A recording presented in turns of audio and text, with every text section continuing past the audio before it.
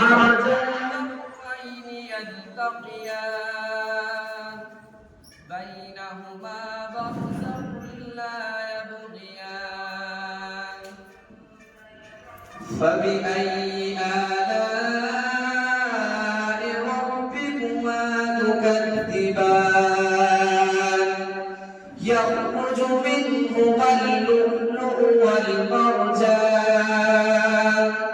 فبأي آلاء ربكما تكذبان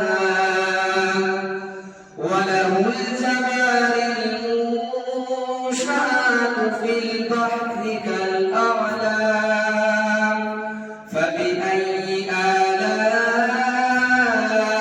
ربكما تكذبان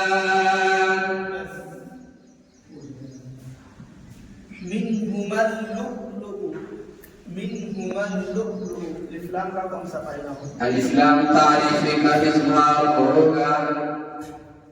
منهما اللؤلؤ